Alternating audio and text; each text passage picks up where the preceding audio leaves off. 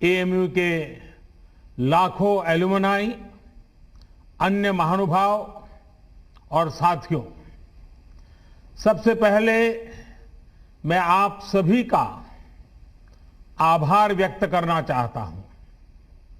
आपने एएमयू के शताब्दी समारोह के इस ऐतिहासिक अवसर पर मुझे अपनी खुशियों के साथ जुड़ने का मौका दिया है। मैं तस्वीरों में देख रहा था, century gate, social science department, mass communication, तमाम विभागों की बिल्डिंग्स को खूबसूरती से सजाया गया है। ये सिर्फ बिल्डिंग नहीं है, इनके साथ शिक्षा का जो इतिहास जुड़ा है वो भारत की अमूल्य धरोहर है। आज एएमयू से तालीम लेकर निकले सारे लोग भारत के सर्वश्रेष्ठ स्थानों पर और संस्थानों में नहीं, बल्कि दुनिया के सैकड़ों देशों में छाए हुए हैं। मुझे विदेश यात्रा के दौरान अक्सर यहां के एलुमनाई मिलते हैं, जो बहुत गर्व से बताते हैं कि मैं एएमयू से पढ़ा हूं। एएमयू के एलुमनाई कैंपस से अपने साथ हंसी मजाक और शेरो शायरी का एक अलग अंदाज लेकर आते हैं। वो दुनिया में कहीं भी हो, भारत की संस्कृति का प्रतिनिधित्व करते हैं। प्राउड अलीग्स, यही कहते हैं ना आप लोग। पार्टनर्स, आपके इस गर्व की वजह भी है। अपने 100 वर्ष के इतिहास में एएमयू ने लाखों जीवन को तराशा है, संवारा है, एक आधुनिक और वैज्ञानिक सोच दी है। समाज के लिए, देश के लिए कुछ करने की प्रेरणा जगाई है। मैं सभी के नाम लूंगा तो समय शायद बहुत कम पड़ जाएगा। एएमयू की ये पहचान, इस सम्मान का आधार उसके वो मूल्य रहे हैं जिन पर सर सैयद अहमद खान द्वारा इस संस्थान की स्थापना की गई है। ऐसे प्रत्येक छात्र छात्रा और इन 100 वर्षों में एएमयू के माध्यम से देश की सेवा करने वाले प्रत्येक टीचर प्रोफेसर का भी मैं अभिनंदन करता हूं। अभी कोरोना के इस संकट के दौरान भी एएमयू ने जिस तरह समाज की मदद की वो अभूतपूर्व है।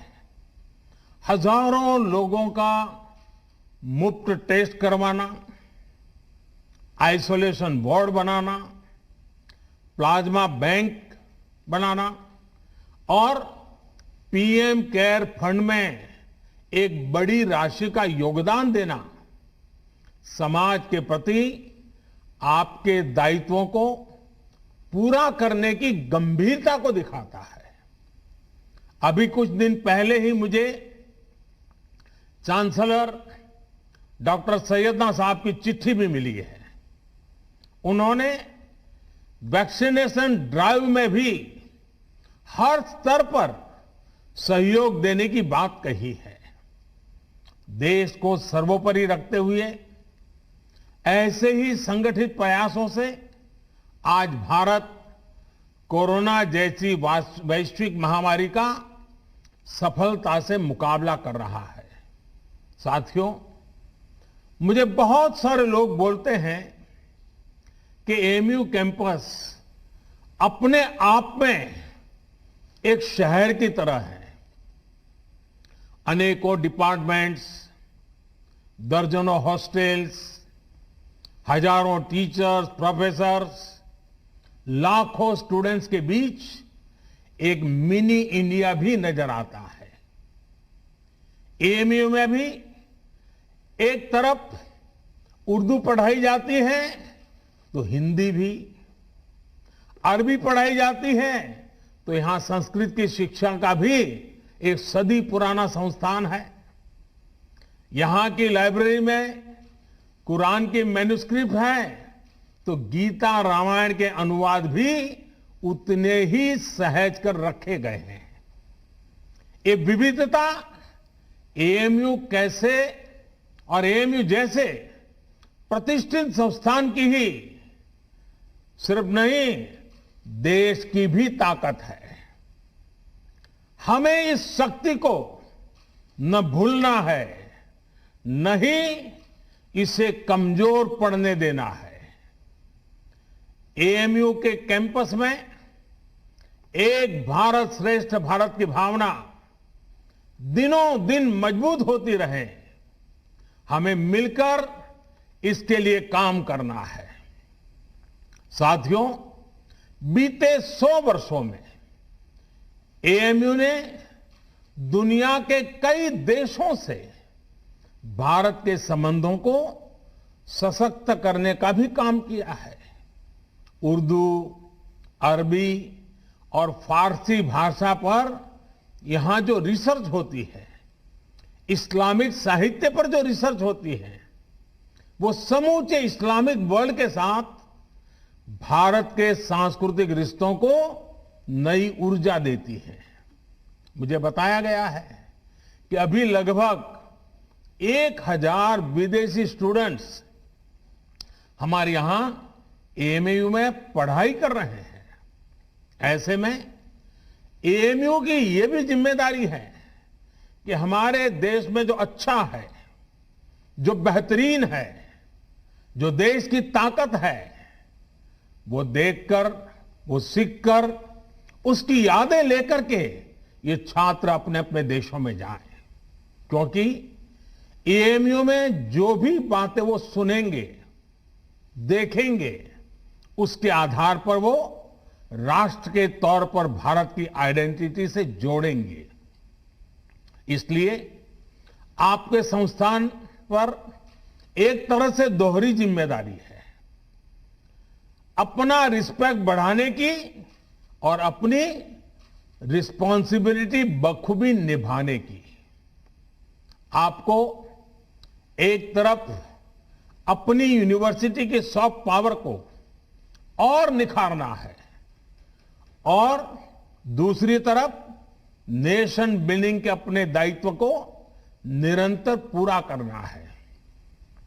मुझे विश्वास है एएमयू से जुड़ा प्रत्येक व्यक्ति, प्रत्येक छात्र छात्रा अपने कर्तव्यों को ध्यान में रखते हुए ही आगे बढ़ेगा।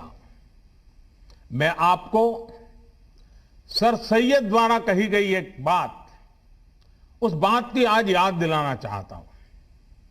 उन्होंने कहा था, अपने देश की चिंता करने वाले का पहला और सबसे बड़ा कर्तव्य है कि वो सभी लोगों के कल्याण के लिए कार्य करे, भले ही लोगों की जाति, मत या मजहब कुछ भी हो। साथियों, अपनी इस बात को विस्तार देते हुए सर सैयद ने एक उदाहरण भी दिया था। उन्होंने कहा था, जिस प्रकार मानव जीवन और उसके अच्छे स्वास्थ्य के लिए शरीर के हर अंग का स्वस्थ रहना जरूरी है, वैसे ही देश की समृद्धि के लिए भी उसका हर स्तर पर विकास होना आवश्यक है।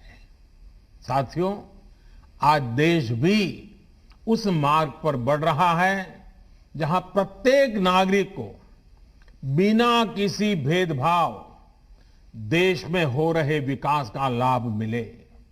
देश आज उस मार्ग पर बढ़ रहा है जहां का प्रत्येक नागरिक संविधान से मिले अपने अधिकारों को लेकर निश्चिंत रहे, अपने भविष्य को लेकर के निश्चिंत रहे।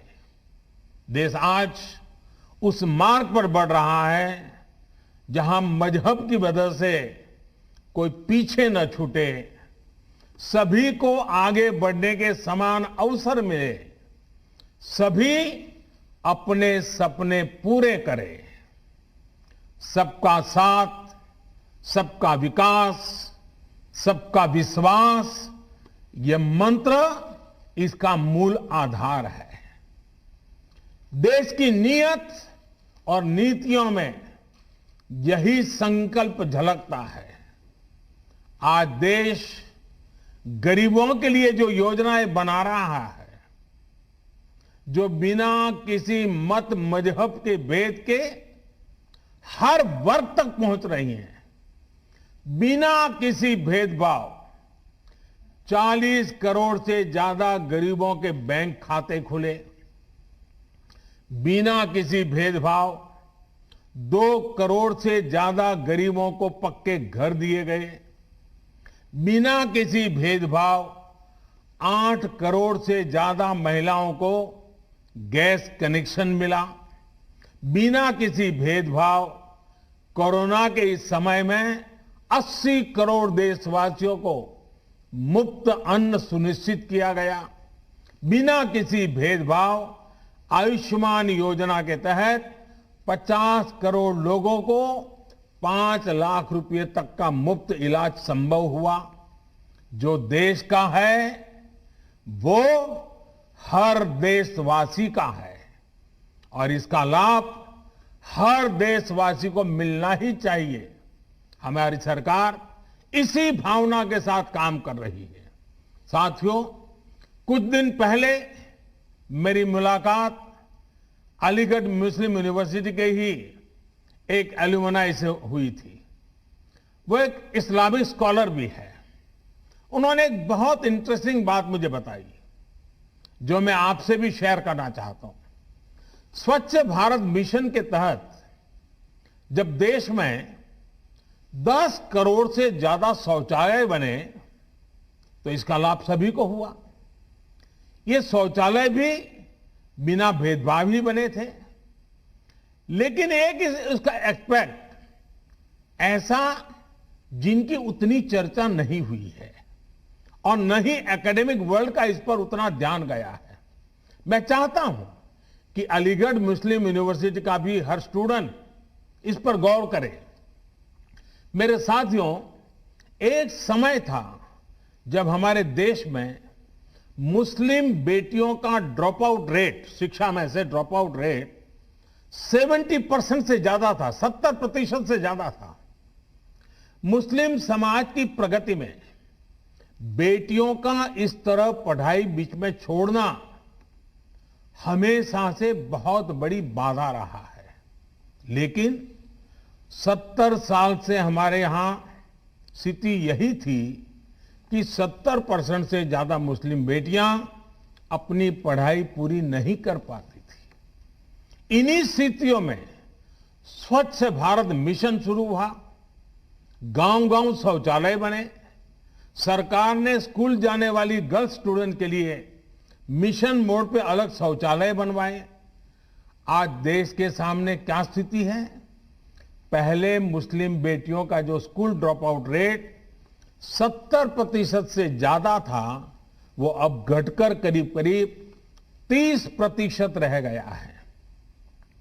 पहले लाखों मुस्लिम बेटियां शौचालय की कमी की वजह से पढ़ाई छोड़ देती थी। अब हालात बदल रहे हैं।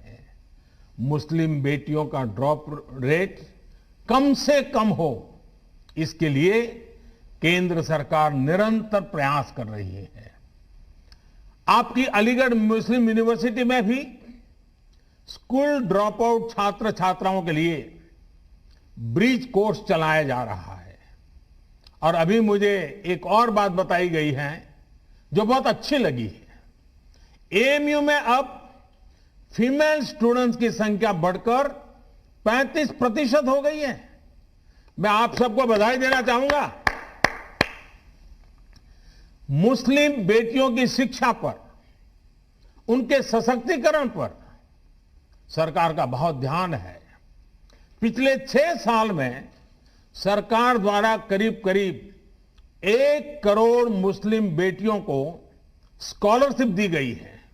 साथियों, जेंडर के आधार पर भेदभाव न हो, सबको बराबर अधिकार मिले, देश के विकास का लाभ सबको मिले, ये एएमयू की स्थापना की प्राथमिकताओं में था। आज भी एएमयू के पास ये गौरव है कि इसकी फाउंडर चांसलर की जिम्मेदारी बेगम सुल्तान ने संभाली थी। 100 साल पहले की परिस्थितियों में ये किया जाना कितना बड़ा काम था, इसका अंदाज लगाया जा सकता है। आधुनिक मुस्लिम समाज के निर्माण का जो प्रयास उस समय शुरू हुआ था, 3 तलाक जैसी कुप्रथा का अंत करके देश ने आज उसे आगे बढ़ाया है। साथियों, पहले ये कहा जाता था कि अगर एक महिला शिक्षित होती है तो पूरा परिवार शिक्षित हो जाता है। ये बात सही है, लेकिन परिवार की शिक्षा के आगे भी इसके गहरे मायने हैं। महिलाओं को शिक्षित इसलिए होना है ताकि वो अपने अधिकारों का सही इस्तेमाल कर सके, अपना भविष्य खुद तय कर सके। एजुकेशन अपने साथ लेकर के आती है एम्प्लॉयमेंट और एंटरप्रेन्योरशिप। एम्प्लॉयमेंट और एंटरप्रेन्योरशिप अपने साथ लेकर आते हैं इकोनॉमिक इंडिपेंडेंस। इकोनॉमिक इंडिपेंडेंस में होता है एम्पावरमेंट।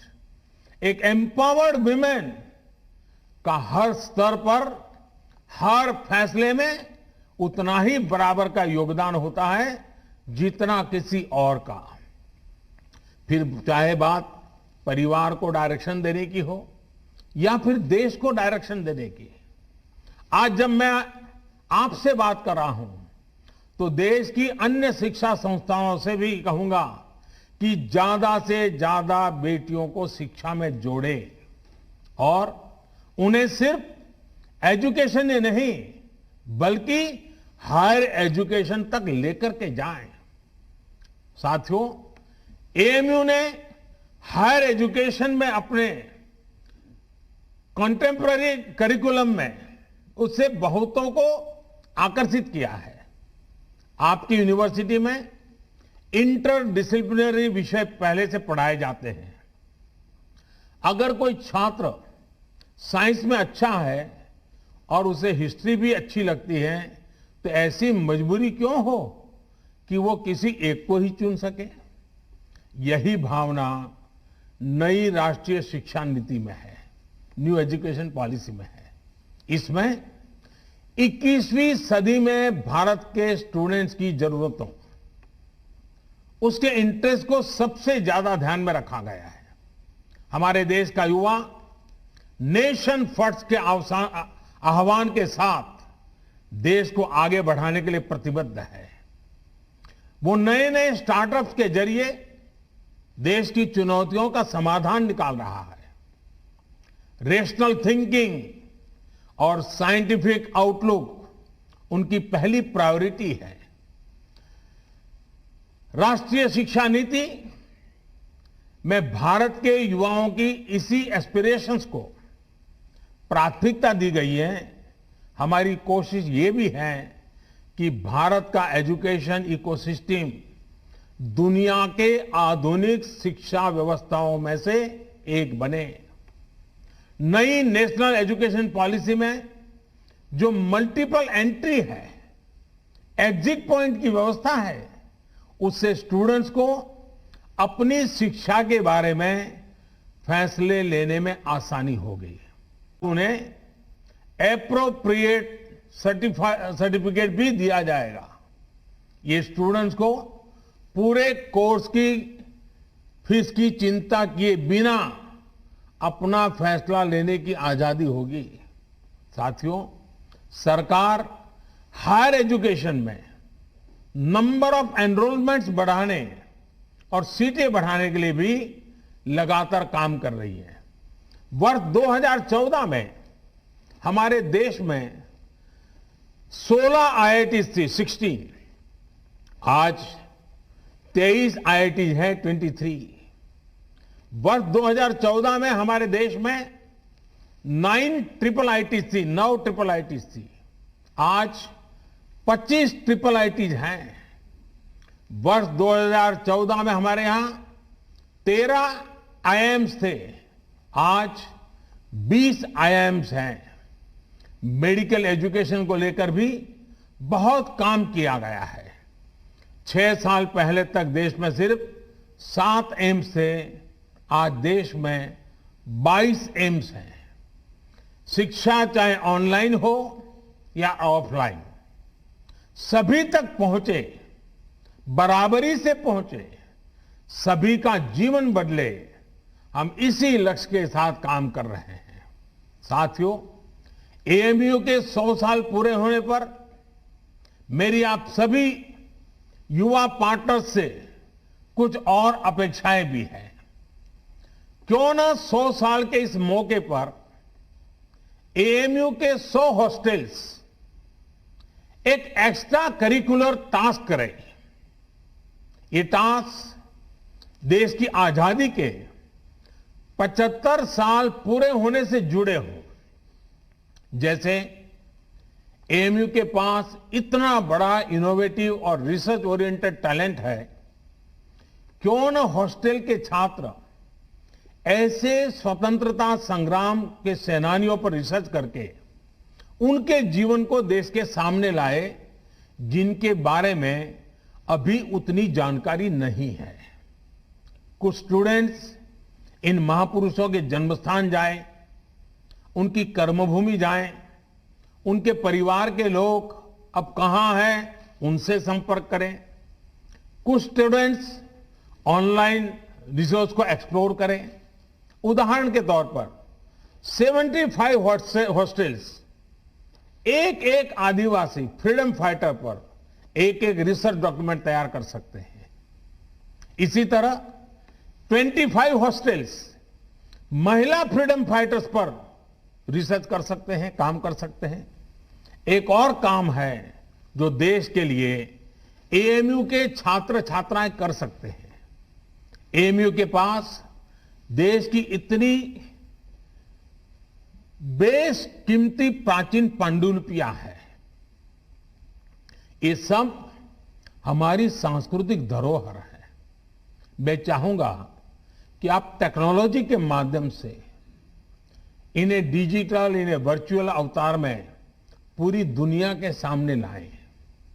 मैं एएमयू के विशाल एलुमनाई नेटवर्क को भी आह्वान करता हूं कि नए भारत के निर्माण में अपनी भागीदारी और बढ़ाएं। आत्मनिर्भर भारत अभियान को सफल बनाने के लिए, वोकल फॉर लोकल को सफल बनाने के लिए बहुत कुछ किया जाना बाकी है। इसे लेकर अगर मुझे एएमयू से सुझाव मिले, एएमयू एलुमनाई के सुझाव मिले, तो मुझे बहुत खुशी होगी।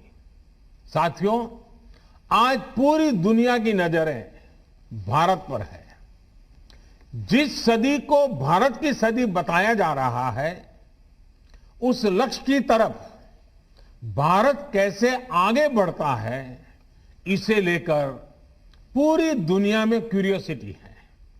इसलिए आज हम सभी का एकमात्र और एक निष्ठ लक्ष्य ये होना चाहिए कि भारत को आत्मनिर्भर कैसे बनाएं।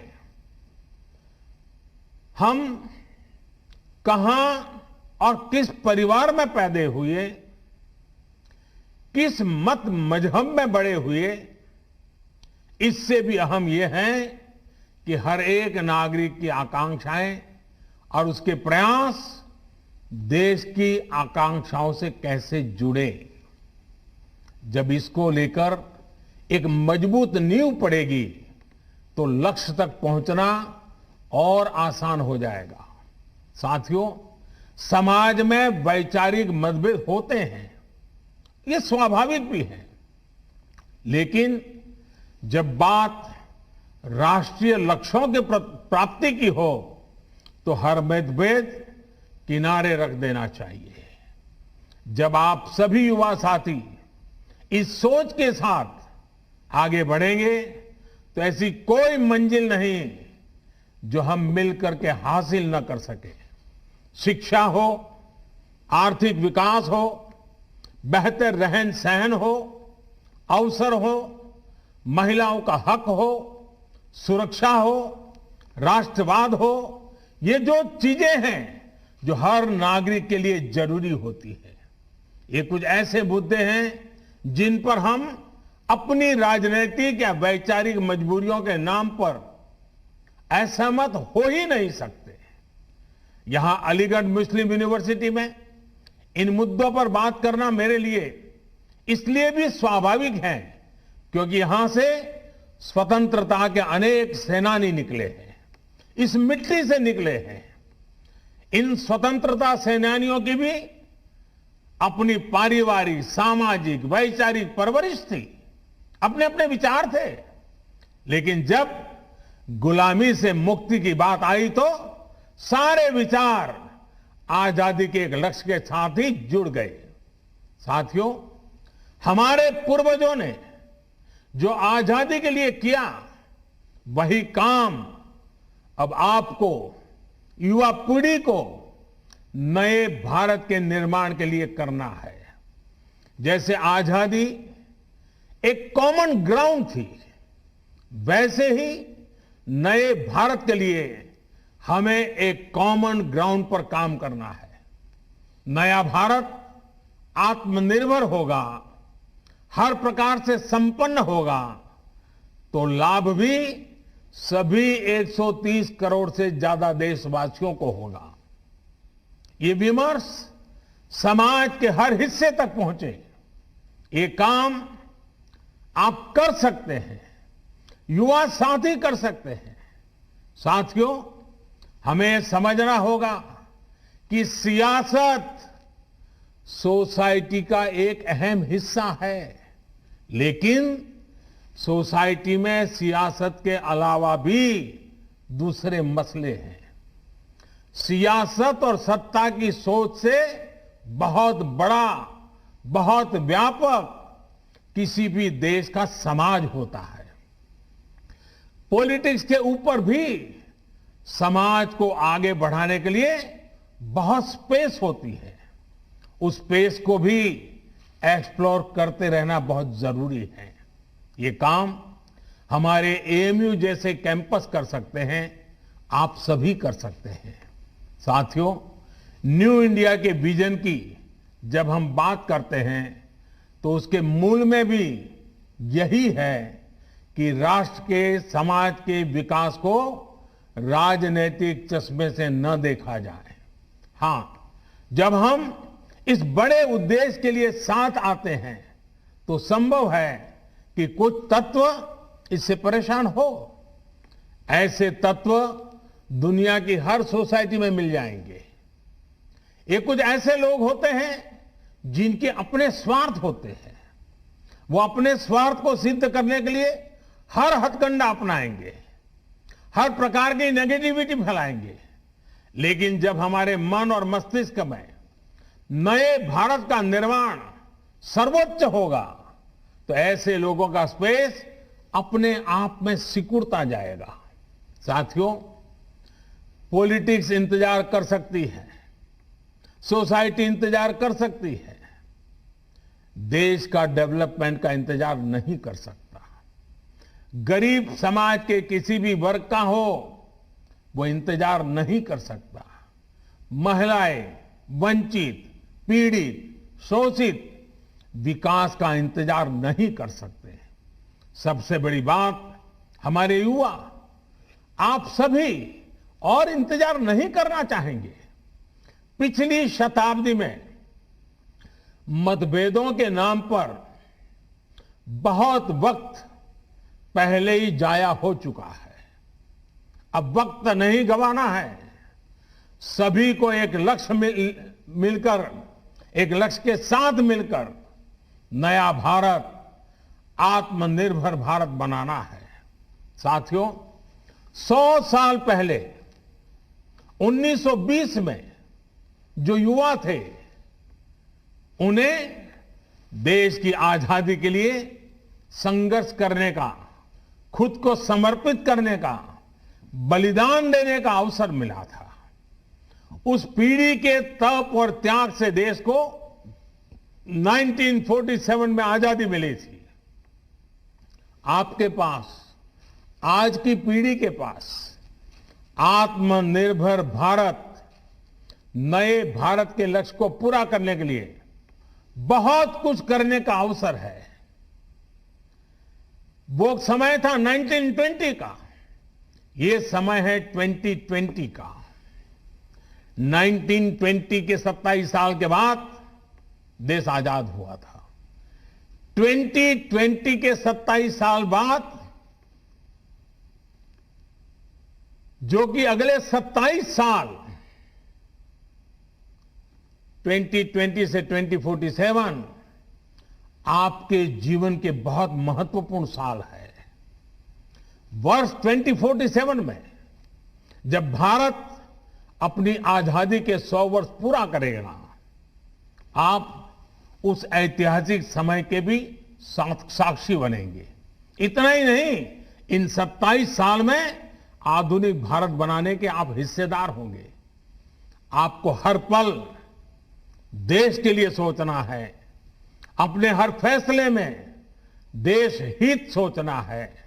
आपका हर निर्णय देश हित को आधार बनाते हुए ही होना चाहिए। मुझे विश्वास है, हम सब साथ मिलकर आत्मनिर्भर भारत के सपनों को पूरा करेंगे। हम सब मिलकर देश को विकास की नई ऊंचाइयों पर पहुंचाएंगे। आप सभी को एएमयू के 100 वर्ष होने पर फिर से एक बार बहुत बहुत बधाई देता हूं।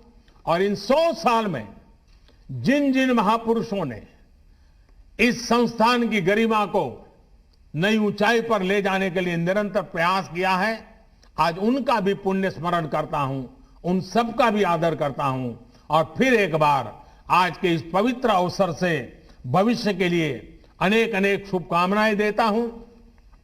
विश्व भर में फैले हुए अलुमनाई को भी मैं उत्तम स्वास्थ्य के लिए एक शुभकामना करता हूं, उनके उत्तम भविष्य के लिए भी शुभकामनाएं करता हूं। और एएमयू के भी उत्तम भविष्य के लिए अनेक अनेक शुभकामनाओं के साथ मैं आपको विश्वास दिलाता हूं कि ये सरकार आपकी प्रगति के लिए, आपके सपनों को साकार करने के लिए हम भी कभी पीछे नहीं रहेंगे। इसी एक विश्वास के साथ आपका बहुत बहुत धन्यवाद।